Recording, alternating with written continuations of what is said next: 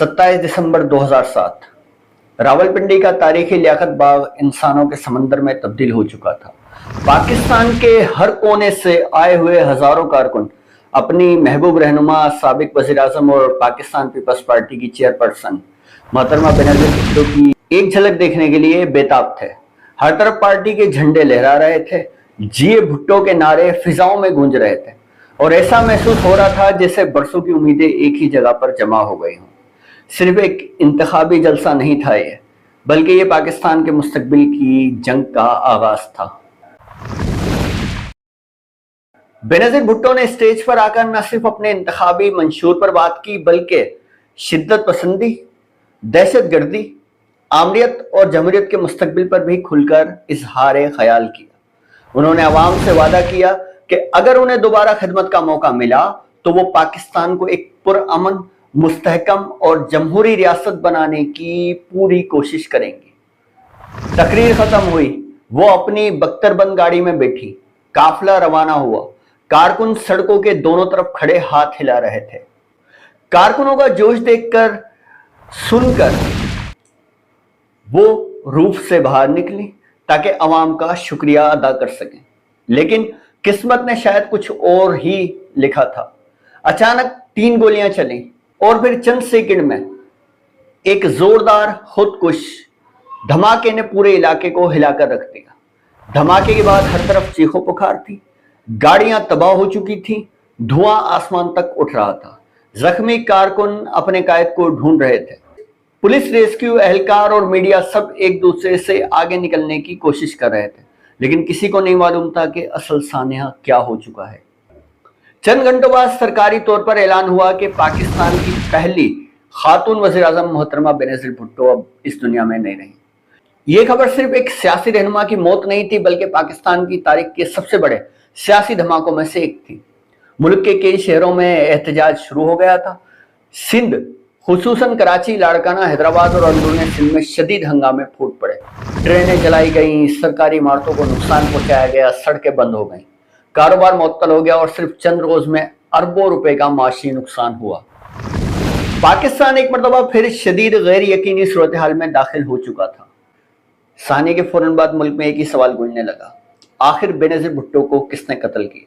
सरकारी मौक़िफ़ आया कि वह गोली से नहीं, बल्कि धमाके के बाद गाड़ी के सनरूफ के लीवर से सर टकराने की वजह से जान की बाजी हार गई। लेकिन इस वजाहत ने सवाल खत्म करने के बजाय मजीद सवालात बढ़ा दिए, क्योंकि जाए वक़ा को सिर्फ चंद घंटों बाद पानी से धो दिया गया था। फॉरेंसिक शवाहिद महफूज न किए गए, ये एक सवाल था। पोस्टमार्टम क्यों नहीं हुआ, ये भी एक अहम सवाल था। सिक्योरिटी में इतनी खामियां क्यों रहीं, जबकि कराची में 2 माह पहले उनके इस्तकबालिया जुलूस पर दहशतगर्द हमला भी हो चुका था। सवालात बरसों तक पाकिस्तानी सियासत का हिस्सा बने रहे।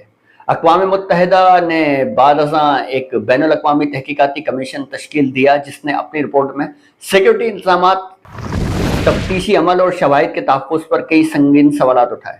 दूसरी जानिब मुख्तलिफ हुकूमतों और तहकीकाती इदारों ने मुख्तलिफ औक़ात में मुख्तलिफ नताइज पेश किए, मगर अवामी सतह पर यह मामला आज भी बहस और इख्तलाफ का मौजू है। बेनज़ीर भुट्टो की शहादत के बाद सिर्फ पाकिस्तान ही नहीं, बल्कि पूरी दुनिया की नजरें इस्लामाबाद पर मरकूज थी। एक तरफ दहशतगर्दी अपने उरूज पर थी, तो दूसरी तरफ कबायली इलाकों में शिद्दत पसंद तंजीमों के खिलाफ फौजी कार्रवाइयां जारी थी। उधर मईशत कमजोर हो रही थी, महंगाई मुसलसल बढ़ रही थी और बिजली के बहरान ने अवाम की जिंदगी अजीरन कर दी थी। जबकि अदलिया की बहाली की तहरीक पहले से हुकूमत के लिए एक मुस्तकिल दर्द-ए-सर बनी थी। रिटायर्ड जनरल परवेज मुशर्रफ बज़ाहिर सदर थे, लेकिन हकीकत में इक़्तिदार की बुनियादें उनकी हिलना शुरू हो चुकी थी। अमेरिका और यूरोप ममालिक खुलकर आज़ाद इंतखाबात और जमहूरी इंतकाल इक़्तिदार की बात कर रहे थे। पाकिस्तान के अंदर वकला तहरीक मुसलसल ताकत पकड़ रही थी। काली कोट पहने हजारों वकला सिर्फ अदालतों में नहीं, बल्कि सड़कों पर भी मौजूद थे। उनके हाथों में न सिर्फ बैनर्स थे, बल्कि आइन की बहाली का मुतालबा भी था। तहरीक आहिस्ता आहिस्ता आम अवाम, तुलबा, सिविल सोसाइटी, सहाफ़ियों और सियासी जमातों की मुश्तरका तहरीक बनती जा रही थी। मुशर्रफ हुकूमत के लिए ये सबसे खतरनाक सूरत हाल थी, क्योंकि मुखालफत सिर्फ सियासतदान नहीं, बल्कि माशरे के तकरीबन हर तबके से सामने आ रही थी। इस दौरान पाकिस्तानी सियासत का दूसरा बड़ा किरदार भी दोबारा मैदान में उतरने के लिए तैयार था। मियां मोहम्मद नवाज शरीफ, वो रहनुमा जिन्हें 12 अक्टूबर 1999 की फौजी बगावत के बाद इक़्तिदार से हटा दिया गया, फिर उम्र कैद सुनाई गई, बाद सऊदी अरब जिला वतन कर दिया गया। तकरीबन 8 साल तक वो वतन से दूर रहे, लेकिन उनका दावा था कि अब वक्त आ गया है कि वो पाकिस्तान दोबारा आ जाएं। 10 सितंबर 2007 को जब उनका जहाज इस्लामाबाद पहुंचा तो हजारों कारकुन उनके इस्तकबाल के लिए मौजूद थे, लेकिन रियासत ने फैसला कर लिया था कि उन्हें सियासतमाने की इजाज़त नहीं दी जाएगी। एयरपोर्ट पर उतरते ही उन्हें हिरासत में लिया गया और चंद घंटों के बाद उन्हें दोबारा सऊदी अरब भेज दिया गया। ये मंजर दुनिया ने देखा, लेकिन चंद माह बाद सियासी हालत इतनी तेजी से बदलने लगी कि रियासत उन्हें रोकने में नाकाम हो गई। 25 नवंबर 2007 नवाज शरीफ दोबारा वतन वापस आए। इस मरतबा कोई ज़बरदस्ती जिलावतनी नहीं थी, कोई फौरी बेदखली नहीं थी। हजारों कारकुनों ने उनका इस्तकबाल किया और पाकिस्तान की सियासत में ताकत का तवाज़ुन एक बार फिर बदलने लगा। 18 फरवरी 2008 एक ऐसा इलेक्शन जिसने तारीख का रुख मोड़ दिया।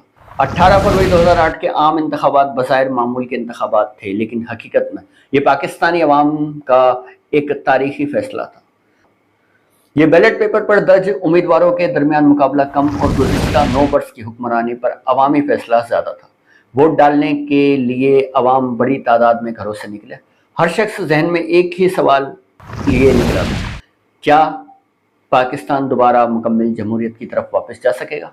नताइज आना शुरू हुए तो इक़्तिदार के ऐवानों में खामोशी छा गई। पाकिस्तान पीपल्स पार्टी सबसे बड़ी जमात बनकर सामने आई।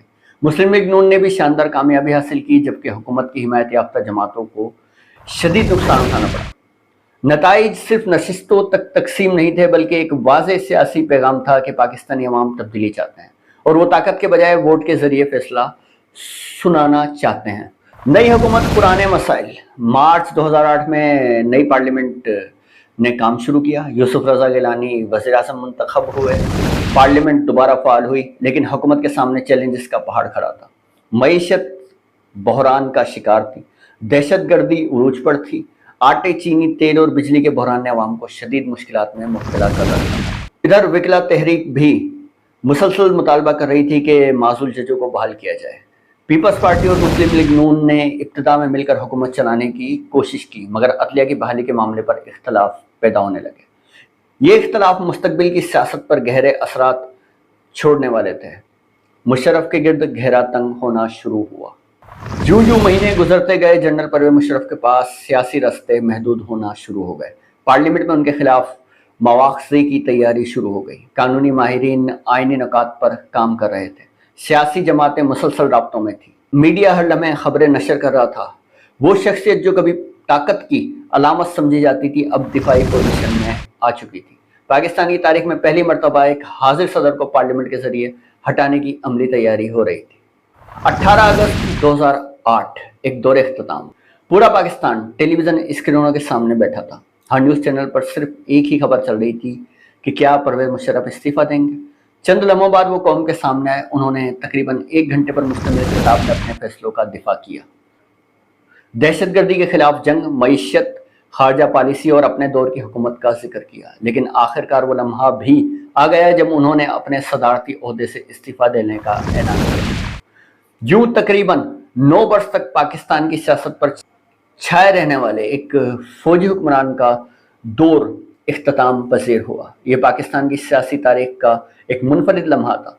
इक़्तिदार की मुंतकिली टैंकों के जरिए नहीं, बल्कि पार्लियामेंट, सियासी इत्तेहाद, अवामी दबाव, अदालती बहरान और मुसलसल सियासी मज़ाहमत के इम्तिज़ाज से मुमकिन हुई। ये वो बात था जिसने आने वाले बरसों में सियासत, अदलिया, फौज, पार्लियामेंट और जमहूरियत के ताल्लुकात पर गहरे और देरपा असरात छोड़े।